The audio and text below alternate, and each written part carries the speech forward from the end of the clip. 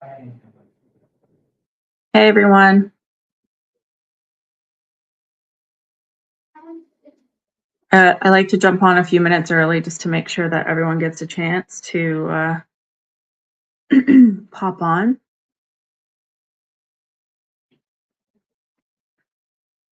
So tonight we are going to be talking about selling your home, listing your home, all the questions that many people have about the process and what it looks like to be in the before stage and the during stage.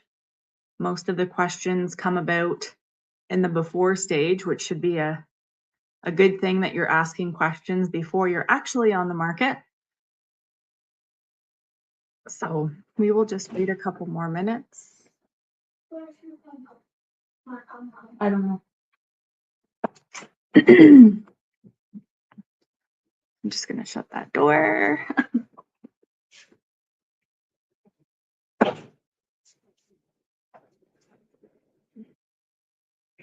All right. Just another minute before we get started. Just a quick reminder that if you've got questions, because I am on a live stream, you should be able to type your questions in the comments, and I should be able to see them on my screen in the back end here. So if you have a question, please type it in the comments and I will answer them.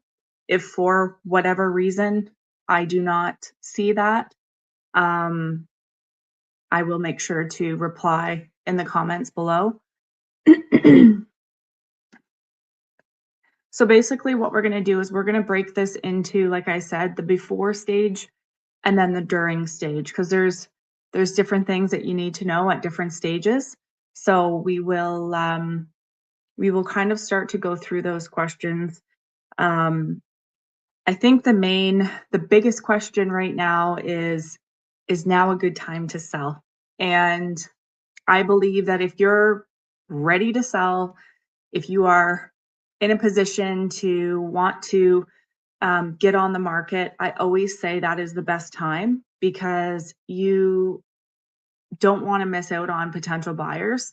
And you never know when that perfect buyer is going to be out there on the lookout for potentially your home.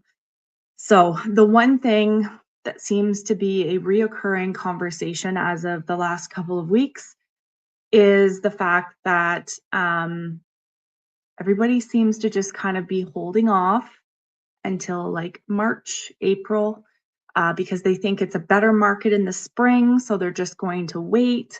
I have to disagree with that statement. I believe that if you're ready, you should get on the market now.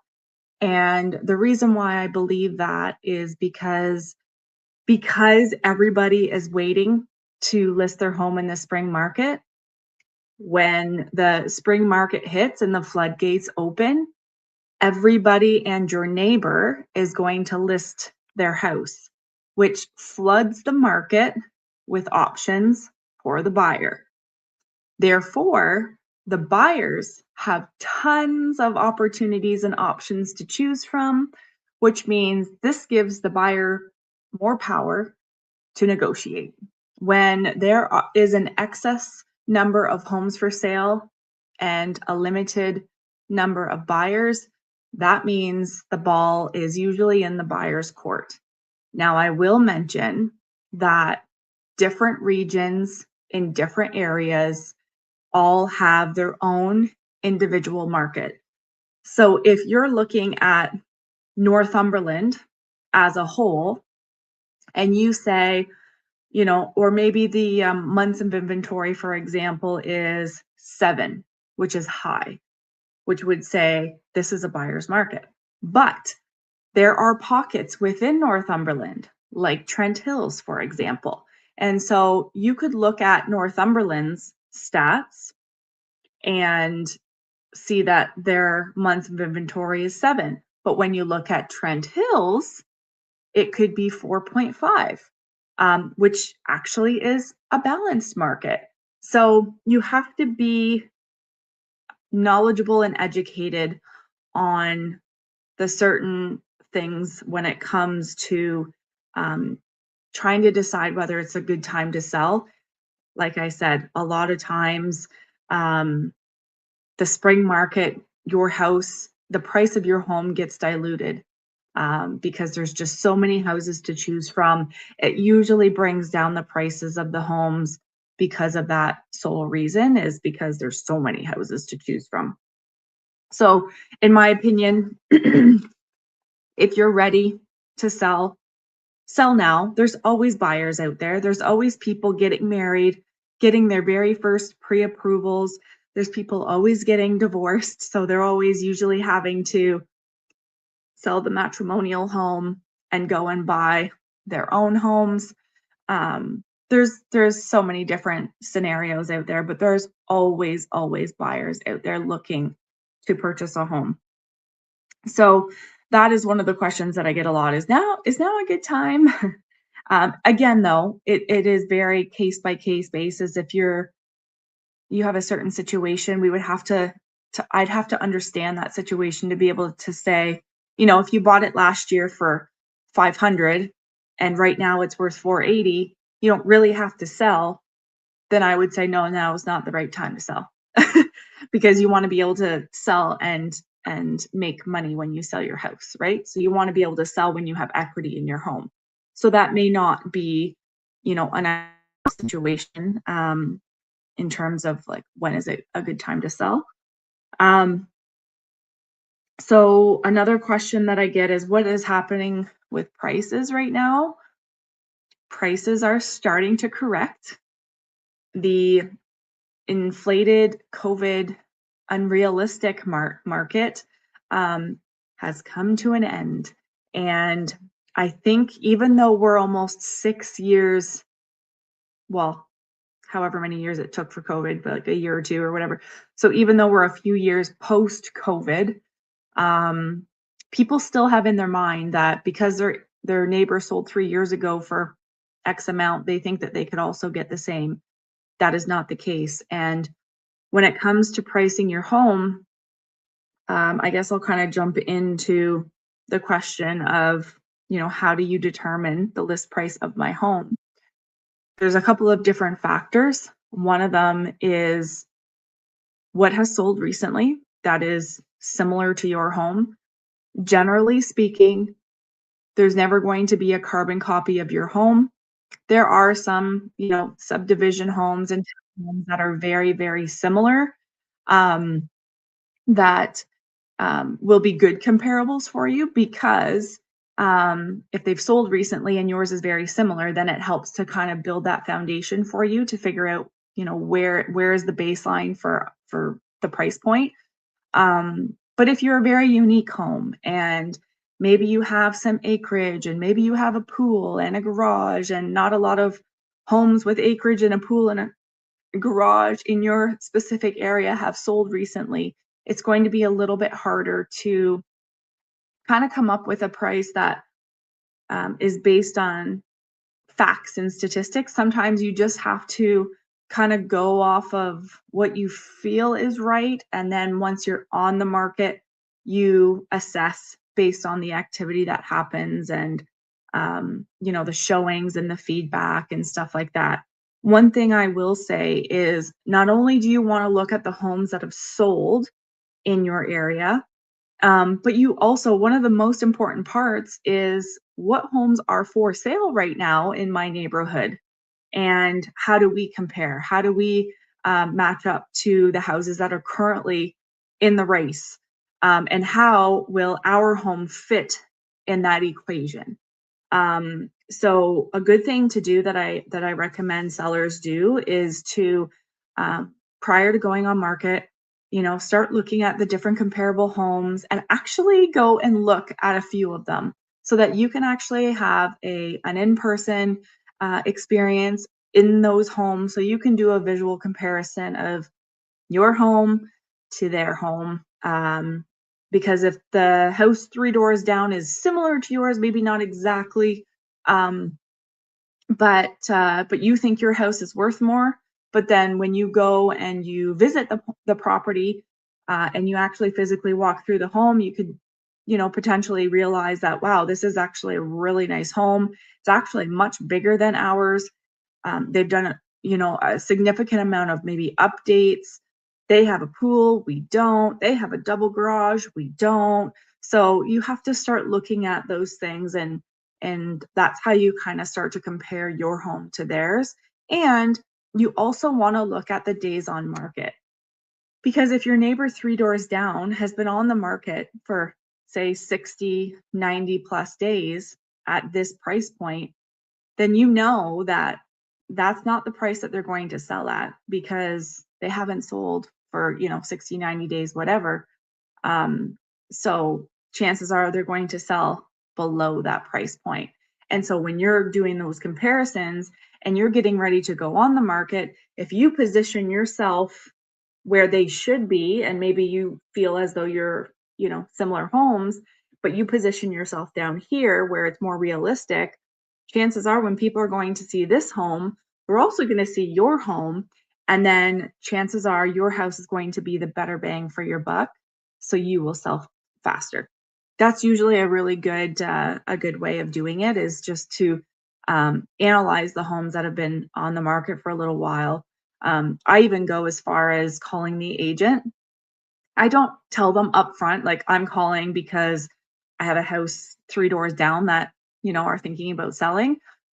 I usually just call and I just say, "Hey, I'm just wondering about the activity on the house. Have you had lots of showings?"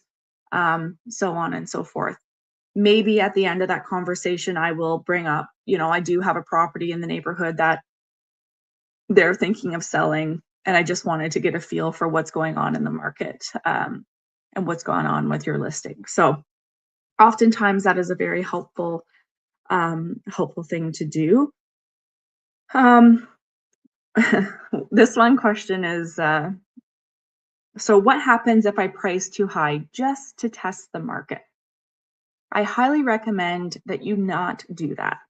This is the one element to listing your home that costs sellers the most money.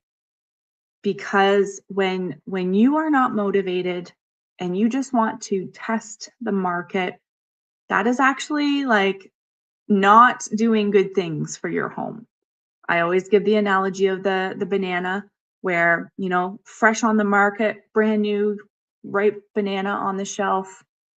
Lots of people are grabbing them and off the shelf. And then, but what you do when you're overpriced is it's great when you're the new banana on the shelf, but when you're overpriced and you sit on the shelf and you sit on the shelf, and then you start to go brown, and then you start to bruise and go even more brown. And then eventually you're a rotten banana that nobody picks up off the shelf. And that's what happens when you price your house too high. Another thing that you have to consider is when you price your house too high, excuse me, you are not doing yourself any favors. There was a point that I was going to make there, and I've lost track of what I was going to say about the rotten bananas. But essentially, you become the rotten banana that nobody wants. This is what I was going to say. So when a prospective buyer is looking at your home, the first thing, I would say 9.5 times out of 10, the first thing that people think of is, wow, that looks like a really beautiful home. I wonder what's wrong with it. That is the human instinct. That is what is natural for people to believe, is that there is something wrong with the house, not the price, which is usually the problem. They don't think, oh, they must just have high expectations. No, people think automatically that there's something wrong with the house. And so if you have this long waited out um, process because you're just not motivated and you don't actually need to sell, but you're just testing the market, that history of your home on the market follows your home. And so whether you list with me or another agent or 5 different agents, all of that history goes along with your address. So as a realtor, this listing could be brand new on the market. And so when I'm looking at it, I look at the history. I always look at the history of the home. So I look at, oh, it's a new listing with a new agent, but they were listed also in October. Oh, and they were also listed in August. So then that usually triggers me to think there's either something wrong or it's the price. And so, generally speaking, that actually gives me leverage thinking that, okay, so these people are unrealistic. Maybe at this point, they really do want to sell their house because they've been trying for like several months on and off. And maybe now they're ready to sell. So you don't want to play that game. If you feel like let's just test it out, let's just see, don't do it. It's going to hurt you, it's not going to help you, and when you're ready and motivated to sell, that is when I believe that you should go on the market. Okay, so in regards to preparing the house and, like, getting things ready, I call this the list ready process. A lot of times people usually come to me after. So if you're a home seller and you're thinking about selling the house, but you're going to do a bunch of things before you call any realtor because, you want them to see it in better shape, have the realtor come in before you start doing those things. Because oftentimes I get called on to a listing appointment and they've just spent the last 6 months painting and putting new flooring in and doing all, a bunch of different things. And oftentimes it's like, you probably could have gotten away with not doing that. Um, or they've taken out the old carpet and put in new carpet, and it's like, you know what? Someone could very well buy this and wanna put hardwood in. Like, you could have potentially just wasted thousands of dollars on flooring because it may not be what the person buying your house wants. So I would highly recommend that you do get an agent to come in before you even start thinking about doing things so that they can guide you in the right direction as to what is going to give you the highest ROI, return on your investment.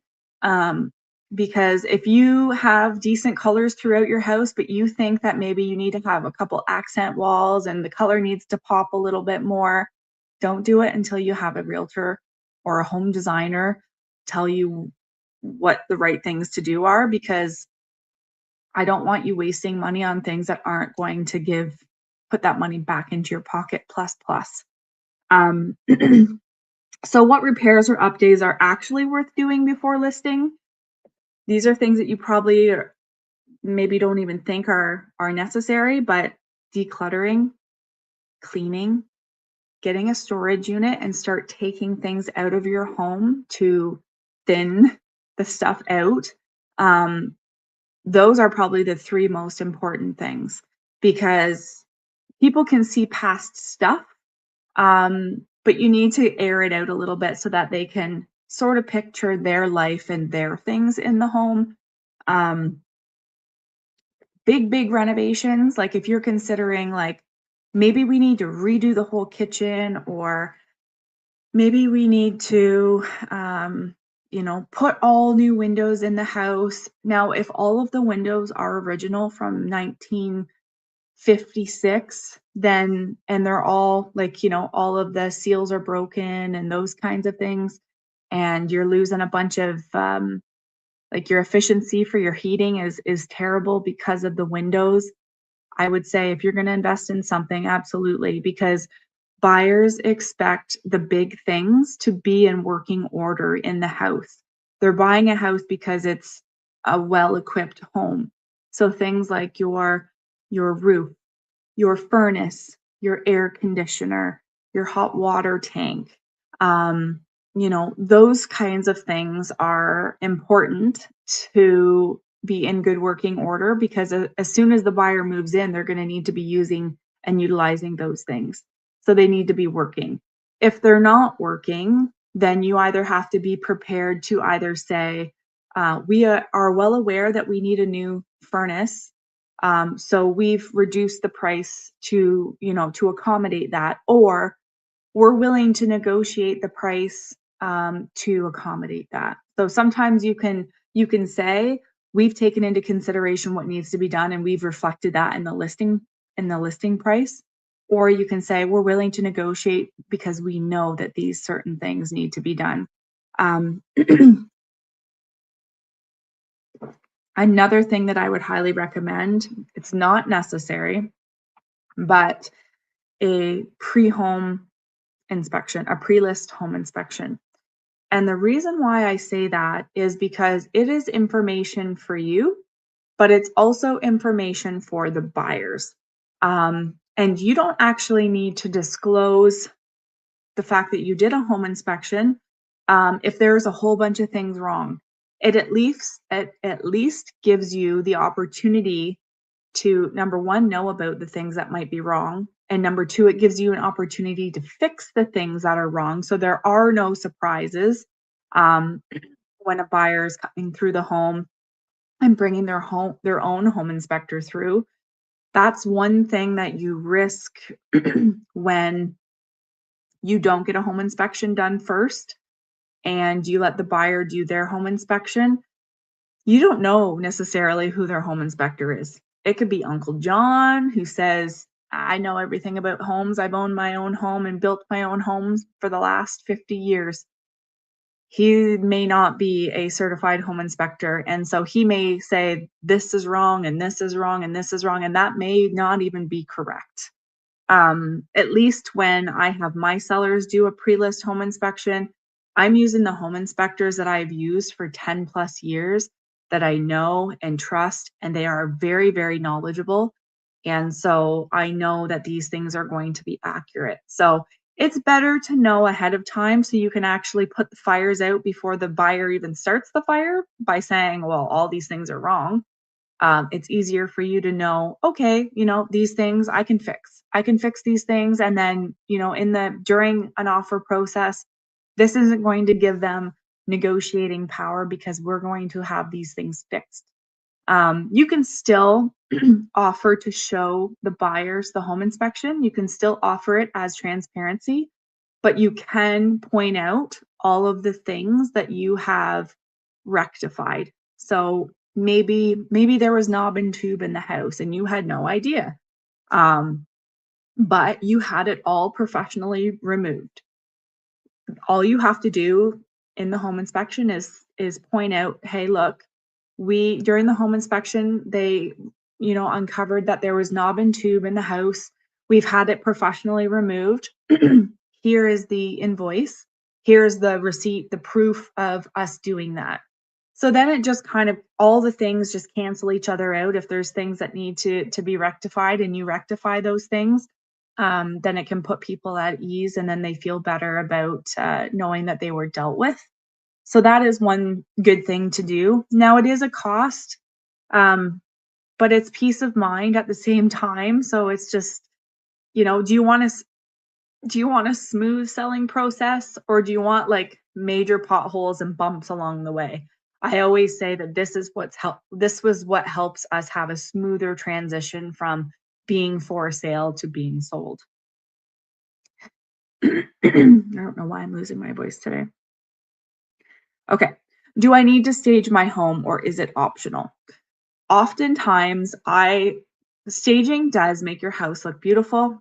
It is very expensive. It can potentially add a ton of value to your home. Case by case scenario, everybody's different. Oftentimes, I'm able to go through somebody's home and say, these are the things that I would get rid of. These are the things I would keep. And then we can make rearrangements. We can rearrange this stuff throughout the house to make it look more staged.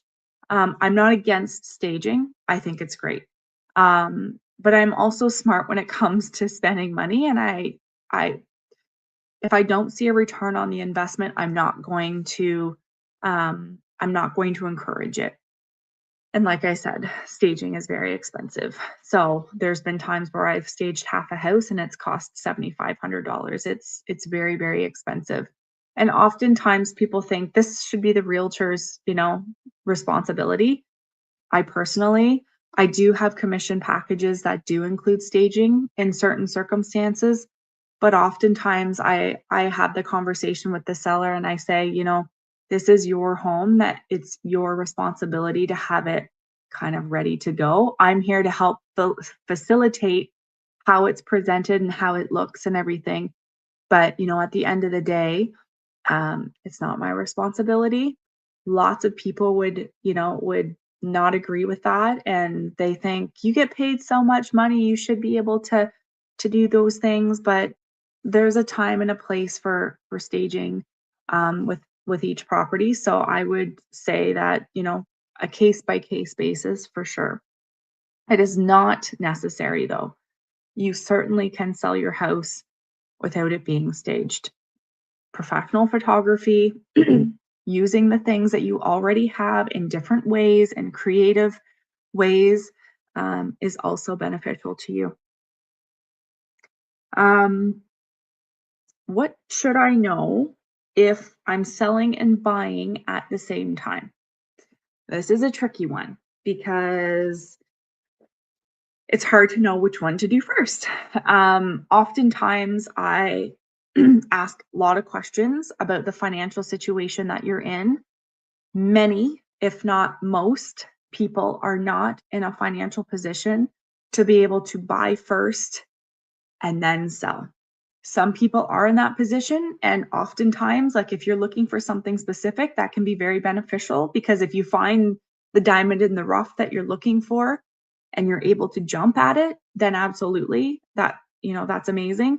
But if you're not in that position, and say you are not in a financial position to be able to say bridge finance, which is a thing, um, but then you're paying for 2 mortgages, and how long can you really do that for comfortably?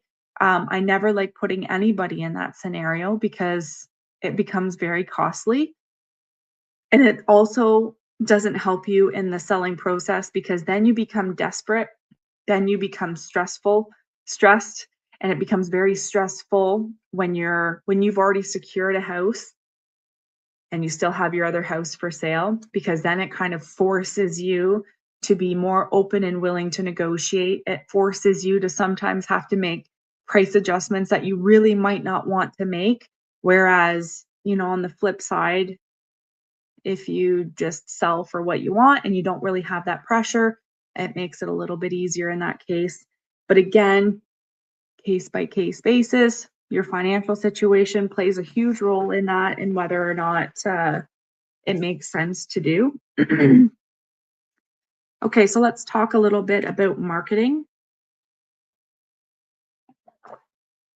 What marketing actually makes sense right now?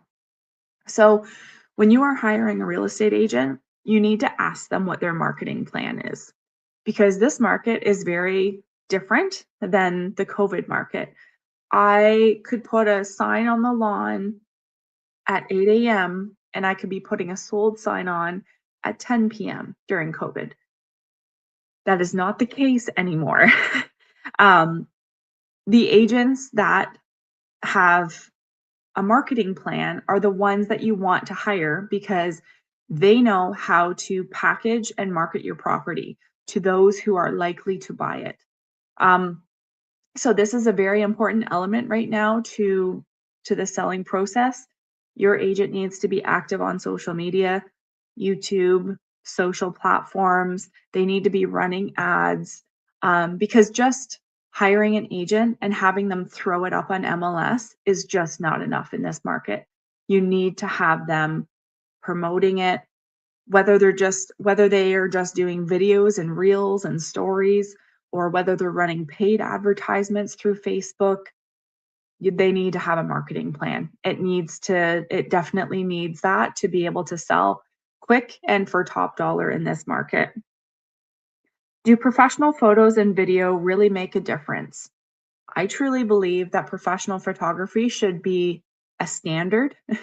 It should be an absolute must because pictures that are taken of a home with your cell phone, is not professional. And I cringe every single time I see listing photos with a cell phone that's like $1 million home. I've seen this so many times. I just like, I want to call the person who owns the home to say, like, what were you thinking? um, Then there's the picture of the agent doing this in the bathroom mirror. That is, like, priceless. I see it so often, and I wonder, like, what on earth are you thinking? But professional photos are an absolute must. I used to think that I could do my own photos, then I very quickly learned that, nope, I do not have the skill and the talent to do this. I also invest in the floor plans and the eye guides, the virtual tours, because I think that it gives the potential buyer the closest in-person experience without actually physically going to the house. And as a seller, you often will get stressed out when there's lots of showings and you know you're going to have to clean the house or tidy the house every single time that there's showings booked, and that stuff causes stress. So, if as an agent, I can try and alleviate buyers who just need to come and take a quick look at and see what the layout is, if I have provided the layout, if I've provided the floor plans, if I have provided the virtual tours, then they, after seeing that, they should be a very serious buyer if they book a showing to come and see the property because they basically know exactly how it's laid out. They can literally walk through the house, so there should be no complaints saying like, "Oh, but the master bedroom is so small." It's like, "No, no, no. You had the measurements of each room, so there's no excuse to say, this room was very, very small." All the measurements of every single room are provided. The virtual tour is provided. So I try and make it so that the people that are coming to see your house are very serious. They understand the layout. They know, that they are interested in your house and it's not a waste of time for you cleaning and tidying. And it's not a waste of time for the buyer either. Now, I understand the house isn't going to be for everyone that comes through the house, but it can give them a really, really good idea prior to actually coming and seeing the house. Um, Another question is, what is the difference between a conditional offer and a firm offer? So the difference is one means your house is sold and one means your house is almost sold. So conditional offer means the buyer has put conditions in place to safeguard them while they do their due diligence. So if a buyer brings you an offer, you guys agree on a price, and the buyer has some conditions in there. They may have a financing condition, which is standard, by the way. Even if they do have their pre-approval in place, oftentimes, well, every time, the buyer or the lender has to approve that house specifically. So oftentimes you will be required, not often, not every time, but sometimes there needs to be an appraisal done. Um, so that financing condition is very important to most buyers. And then, for example, if there is no home inspection that you've already done as the home seller, then the buyer may want to do their own home inspection. Now, there will be a time frame put in place for these conditions. So it will likely say these conditions are due no later than 5 business days following the acceptance of this offer, or 10 days. Now, if a buyer is asking for like 14 plus days to do their conditions, get your agent to negotiate that down to like 10 or 7 or something. Usually that's pretty long. So I get it that some properties may be unique and may need a little bit more time if they're looking into like zoning or something like that. But yeah, it's really important that you understand that this conditional period is a certain amount of time. And in that certain amount of time, if they decide or the bank decides that, nope, we are not going to approve this home, we're not going to give you the money for this home, then that gives the buyer an opportunity to say to you, the seller, look, the buyer or the bank did not accept our financing. We're going to have to step away.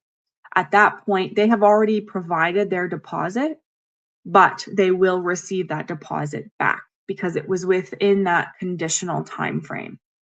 Now, very seldom does this happen anymore, but when you have an offer that comes in with no conditions, it's always the perfect perfect recipe for anybody who wants to sell their home, because then they don't have to wait. They're literally, you get given an offer that says it's firm. If you sign on the dotted line, it's sold. Oftentimes people will use a firm offer as leverage to try and get you to down, like get the price down significantly. Oftentimes I try to tell my clients, you know what, like conditional offers are still okay and we can still sell this house. Just because it's a firm offer, it excites sellers because they're like, well, if I sign this, we're sold. So you want to make sure that you're making the right decision in the heat of that moment. But in terms of an offer being firm, that means if you sign and accept that offer, your house is sold. And oftentimes, when that conditional period is over and the buyers have fulfilled those conditions, the bank has said, yep, we're going to give you the funding for this house. The inspection checks out, insurance is good, whatever conditions that they had in place, they all get fulfilled. Then your offer then goes into the firm mode where it's you are, officially sold essentially, and then you just are waiting for that closing date to come. So that's the difference between conditional and sold. But one of the big questions is can buyers still walk away after an accepted offer? So we did just kind of go through that in regards to the conditional period. So yes, if they are within their conditional period, they can walk away. They don't have to give you an explanation. They can tell you that the bank said no, the inspection was not good. Now, if the inspection was not good and they were unhappy with that, you can see if they're willing to elaborate on that and tell you why. Another thing that you can do that I have done several times, if we don't have a home inspection on file and the buyer does their own home inspection, and that home inspector is somebody that I know and trust, I oftentimes will ask if I can purchase that home inspection from the buyer, because if they're walking away and they don't want the house, they've just spent $600 on a home inspection. So oftentimes I will go to the buyer's agent and say, are they willing to sell this to us? That way we have information, and then we can take that information at a discount. Don't be paying full price for it, because then you could just go get your own home inspection. So oftentimes I will say, we'll split you on it. That way they're getting some of their money back. That's where my master negotiating skills come in.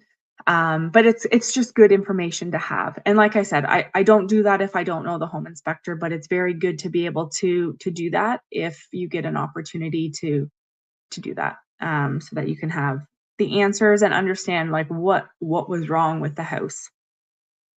And then, so if you're in the firm period where they have fulfilled their conditions, that everybody is signed on the dotted line and the offer is firm, they technically are not supposed to like walk away.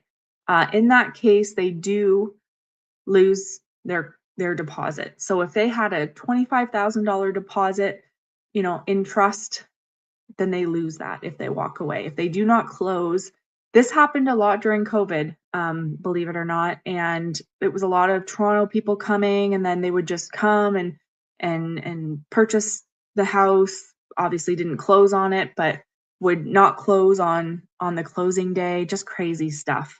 So that's why our region is a little bit deposit hungry, in the sense that we want healthy deposits when we're accepting an offer, unless it's maybe a local person and we can vet that from the agent that we're working with. But we want a good healthy deposit, because we don't want any problems come closing. We don't want them to just decide that they're not going to close, and then if they only have a $2,500 deposit or a $5,000 deposit, for some people that's just pocket change and no big deal.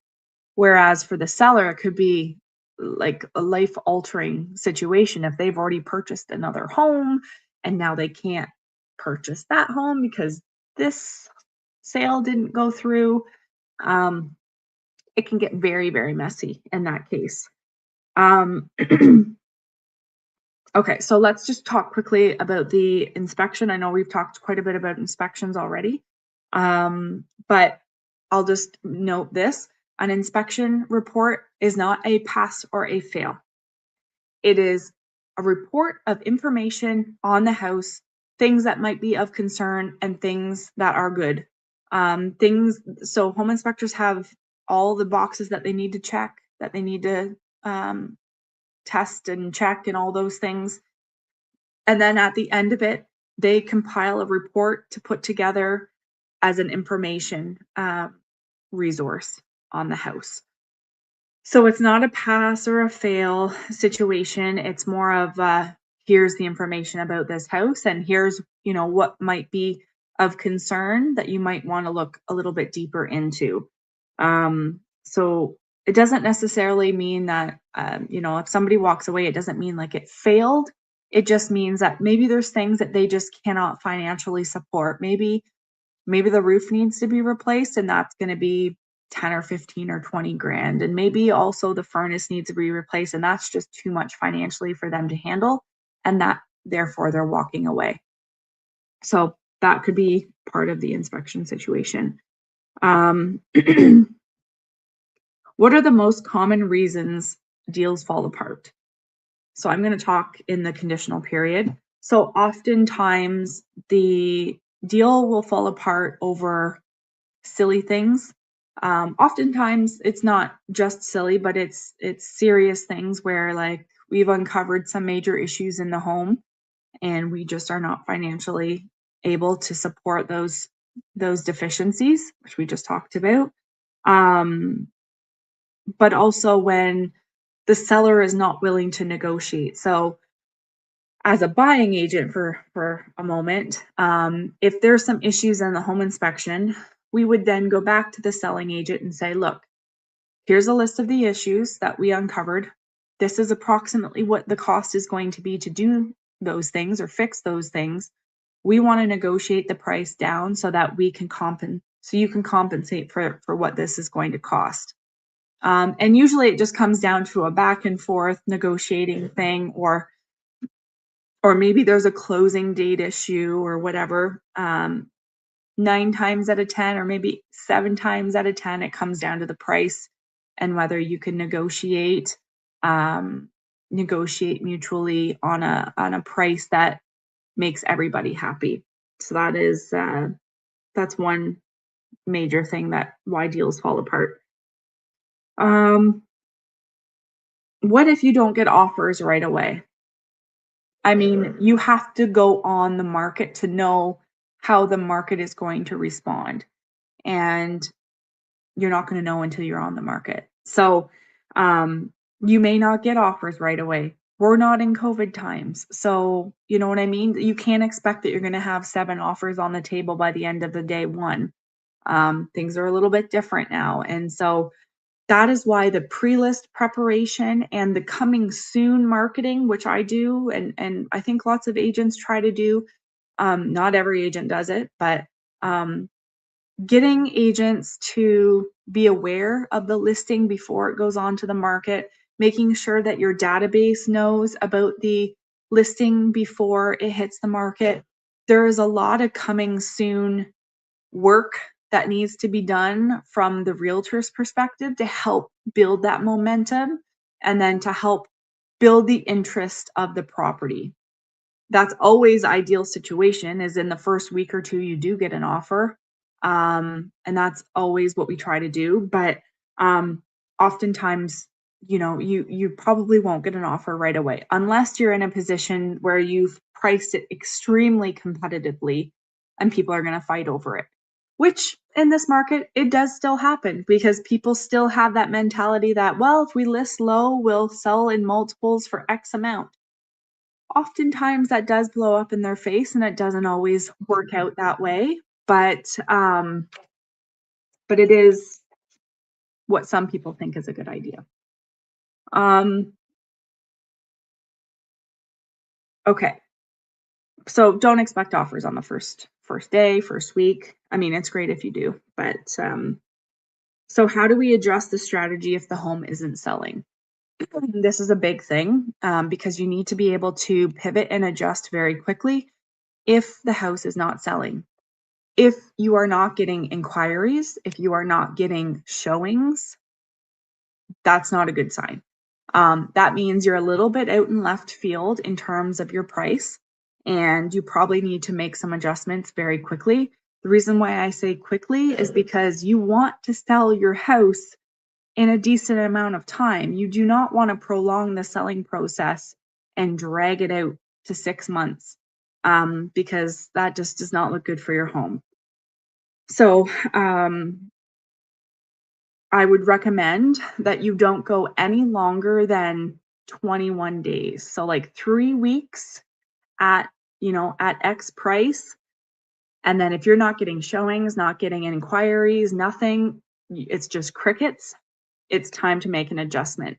And my theory with making price adjustments is it needs to be a fairly significant price adjustment. Because if it was a little bit close, you'd still be getting showings. And then you'd be getting feedback from people saying, the price just is too high. That is valuable information for you as a seller to be able to take and use to figure out where do we need to be for our price. So that's a really important thing. If you're gonna incrementally make price reductions by like $2,500 or $5,000, don't even do it. Wait until you're ready to make a $25,000 price reduction and do that. Because when you're doing these little incremental ones, it starts to make you look very desperate to sell your house. And then buyers just sit and wait because we know in another week they're going to take it down another 5,000, and then they call it, and then they're like, well, nobody's bought it yet. We'll wait another week and it'll go down again. No, it just makes sense to do one strong, healthy adjustment so that you can reach a new bracket of buyers. Oftentimes buyers have their caps, 525 is our max. And if you're at 550, and you decide to go down to 525, well, now you've got all those buyers who have that max budget. Now you're including them as potential buyers. So that's always a good strategy to have, is to make price adjustments big enough that it's going to create momentum and it's going to create some more activity for you. So I've not been asked any questions while I've been talking away here. So I'm going to, in the comments, I don't even know if you guys will see this, if I do put it in the comments. But I'm going to put some resources in the comments for you. There's listready.ca, which is the seller experience resources. Inside of that seller experience, you're going to see a roadmap of the selling process. So it kind of just gives you an idea of what does the selling process look like and how does it start. There's a seller intake form there. So if you are ready to kind of sit down and have a conversation with me about selling your home, that's something that I require to have done before we meet so that I can review all of that information. And then we can have a well-educated conversation at that point. There's also a home enhancement checklist there. So you can take that, you can download it and print it. It's going to help you be able to make enhancements to your home. There's also the List Ready guide, which is a guide that I put together. Different price points of different things that you can do. There's things that you can do to help improve the value of your home that's free, that just costs sweat equity and your time and energy. There's things that cost, between, say $500 and $1,000. And then there's the bigger ticket items that you can consider. If you've got, a certain amount of money that you want to spend, you can kind of look at the List Ready guide and go, you know what, maybe it would be maybe it would be a good idea to put a brand new garage door on because ours looks awful. And from a curb appeal standpoint and from photos, it's going to look really good and be maybe an eye catcher for potential buyers. And maybe, that'll be something that we can get a return on our investment on. There's also an app in there called Borrowell that gives you credit monitoring. So it's kind of like the ones that are available through your banking, but this allows you to check it all the time, and it lets you know like when you're when you're kind of starting to overstretch what your available credit is and those kinds of things. So it does kind of help you um, with trying to monitor your credit and keep everything in check. Because when you're selling, if you're selling and buying, that your credit scores need to still be good. You can't just jump from one house to the other with crappy credit. You've got to keep your credit in check. So keeping an eye on that is really important. And so the link for Borrow Well is down there too. And then there's also the Canadian Mortgage app, which you can play around with and just see, if you're thinking about selling and kind of moving up or maybe downsizing, you can play with different scenarios there to see, potentially your money situation and your finances and that kind of thing. But there is some resource links down there. I also did put in my VIP Plus Club program link down there, which is vipme.ca. A ton of great discounts and deals available to you. Food discounts, hotels, sports tickets, a bunch of just awesome discounts and deals. Dulux paints, a bunch. The Brick.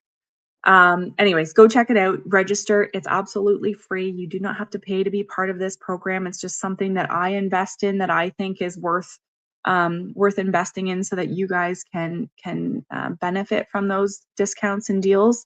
I get no kickbacks when you use the deals. It's just something that I think is great to have. So anyways, if you guys ever have questions, my phone number is right here.